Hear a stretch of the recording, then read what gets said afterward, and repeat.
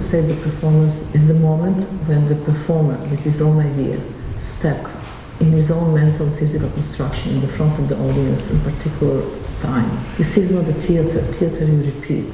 Theater you play somebody else. Theater is a black box. Performance is real. In theater you can cut with a knife and there is a blood. The knife is not real and blood is not real. In performance, the blood and the knife and the body of the performer is real. It's very hard to make a strong, illuminating, work of art. A very interesting idea I really feel about. A very interesting idea who change something or make me learn something. If you do things you like or you have the pleasure, doing it, you never change. You're always in the same pattern and everything's happening the same way again and again in your life. Performance is the kind of unique form of art and it's very temporary and comes and goes. In every society, it's different relation to performance. In the 70s, it was body art and then disappeared completely. In the 80s, because the market was all focused on goods and something to sell, and there was nothing to sell with the performance. It was just memory. Every time the economical crisis in the world, performance become kind of evident. I don't expect from audience anything. For myself, it's expectation to be there 100%. I expect to be absolutely, whatever I do, 100%. And then it's up to audience how they take it or not. And I like them to be present because the work is done for the audience. Without the audience, the work doesn't exist. It doesn't have any meaning.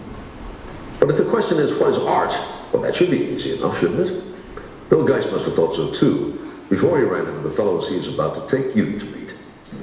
They are Jack Massing and Michael Galbraith, known as... Well, there's the art guys. Why do you think the art guys? The art guy. Performance artists. You know, those people who do very strange things for art's sake. For example, one time Jack drove 2 cars at once from Houston to Galveston, leapfrog style, and called it art. Had to. Otherwise, he might have been institutionalized. 61 miles. How long did that take you? 2 days. So it's back to back. I suppose at this point we don't ask why. No, we don't. What the art guys are looking for is not the Duchampian sense of repugnant art. To me, it's about the détente of avant-gardism. Hi there, we're the art guys. We're not interested. It kind of goes like that. Yeah. Are we going to understand this concept by the time this piece is over?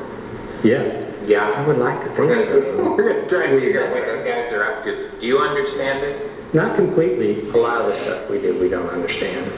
So, if you buy an ad, or rather, technically speaking, lease an ad here on Jack's suit, then you automatically get a free space on my pants. They're priced according to size and location. So above the waist front is pretty primo, right? Yeah. So it's priced accordingly. Right. We love you! Say something, Artie. Picasso.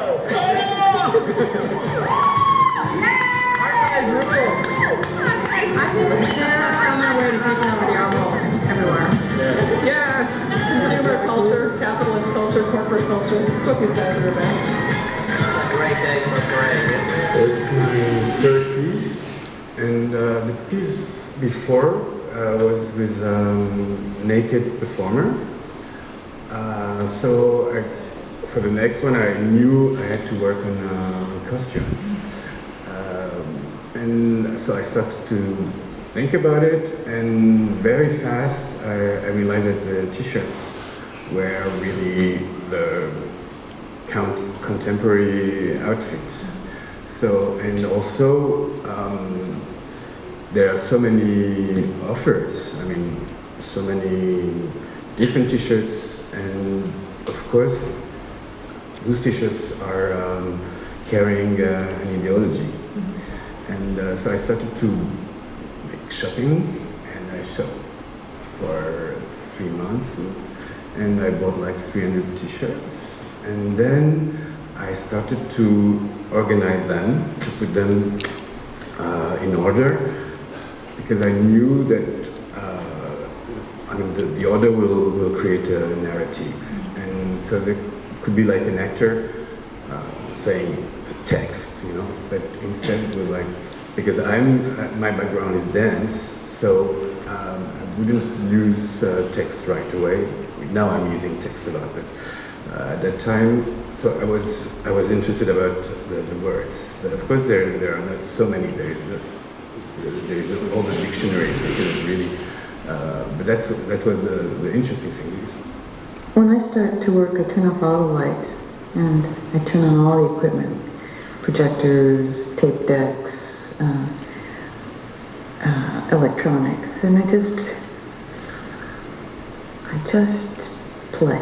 Really, I mean, it sounds moronic, but it is. You know, I try to